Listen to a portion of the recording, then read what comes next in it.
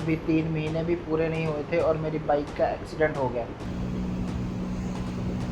शीशा तो पूरा ही गया मेरा यहाँ से, तो पूरा गड्डी का टायर दिख रहा है। सब जब तक बाइक नहीं मिल जाती, मेरे हाथ में नहीं आती, तब तक मैं कुछ कर नहीं सकता। बाइक।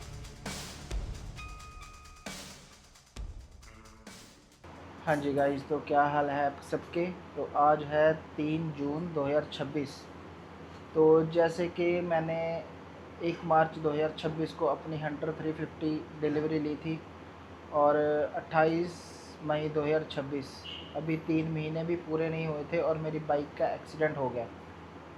तो हुआ यूँ कि जैसे नॉर्मल दिन होता है वैसे मैं रेगुलर अपने जैसे ऑफिस में जॉब पर जाता हूँ, तो वैसे मैं जा रहा था। तो क्या हुआ, रास्ते में फ्लाईओवर पे तो 10-12 गाड़ियाँ आगे जैसे जा रही थी, तो सबकी ब्रेक लग गई।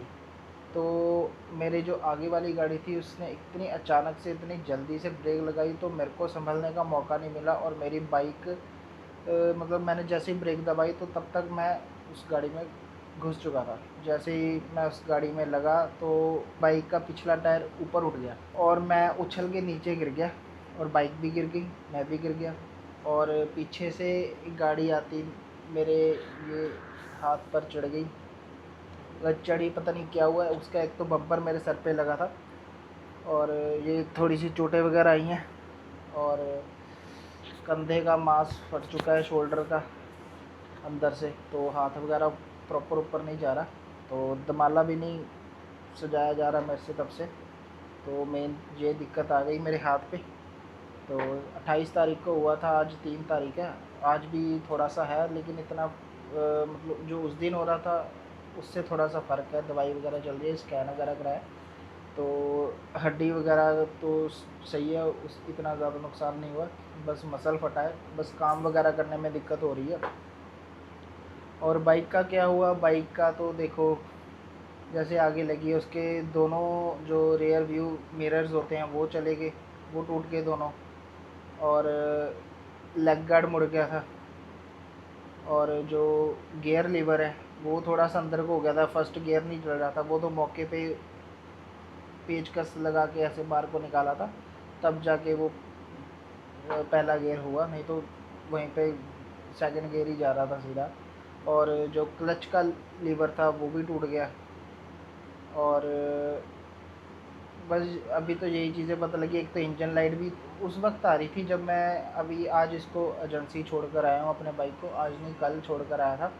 तो इस वीडियो से आप लोगों को ये थोड़ा सा समझ में आ जाएगा कि जैसे कि मैंने बाइक का क्लेम लेना है, तो वही चीज़ मैं आपको मेन शेयर करने वाला हूँ कि जैसे कि लगा लो आगे किसी का, चलो भगवान ना करे किसी के साथ ऐसा कुछ हो एक्सीडेंट वगैरह, पर फिर भी अगर किसी इन केस ये ज़रूरत पड़ती है क्लेम लेने की, तो क्या क्या चीज़ होती है, तो मैं आपके साथ शेयर कर देता हूँ ये सब चीज़ें। तो क्या हुआ, मैं कल गया तो उन्होंने मेरे से बस एक तो पूछा कि एक्सीडेंट वगैरह कैसे हुआ, तो ये सब चीज़ें उन्होंने एक तो मेरे से पूछी। और जो उनका फॉर्म होता है उसमें ये वो प्रॉपर लिखना होता है कि 3-4 लाइनों में कि हमारा एक्सीडेंट क्या हुआ और बाइक किस तरफ गिरी और कहाँ से ठुकी है। और एक ड्राइविंग लाइसेंस, आधार कार्ड और पैन कार्ड, ये सब चीज़ें लगेंगी आपकी। आपके 2 जगह साइन लेंगे और बाइक चेक करके आपको भेज देंगे। बस लगा लो ज़्यादा से ज़्यादा मेरे को 1 घंटा वहाँ पे बैठना पड़ा, 1 घंटे तक मैं अपनी बाइक वहाँ पे छोड़ के आ गया। और उसके बाद ही फिर उन्होंने अपना प्रोसीजर जो भी होता है वो शुरू कर दिया। और मेरे को इनका जो ऐप है रॉयल एनफील्ड का, वहाँ पे भी मेरे को सर्विस की इन्फॉर्मेशन आने लगी और आज मेरे को प्रॉपर डिटेल बनकर आ गई है पीडीएफ के थ्रू, जिसमें सारा उन्होंने लिख के भेज दिया कि कौन से पार्ट्स इसमें चेंज होंगे। तो हैंडल भी था जो मेरी बाइक का जो टेढ़ा हो गया था ना, तो वो सारी चीज़ें उन्होंने लिख के भेजी है।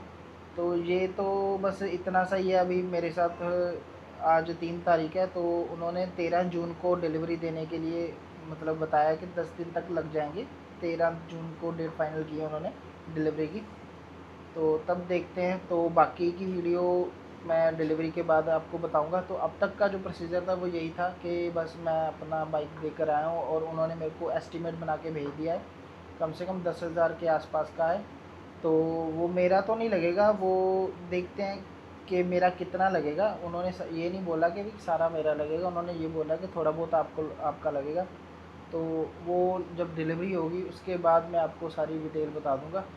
तो एकदम से अचानक से ये ऐसा कुछ हो गया, क्योंकि इतना बढ़िया मैं मनाली घूम के आया था। अभी लास्ट ट्रिप थी मेरी मनाली, फिर मनाली से कोकसर।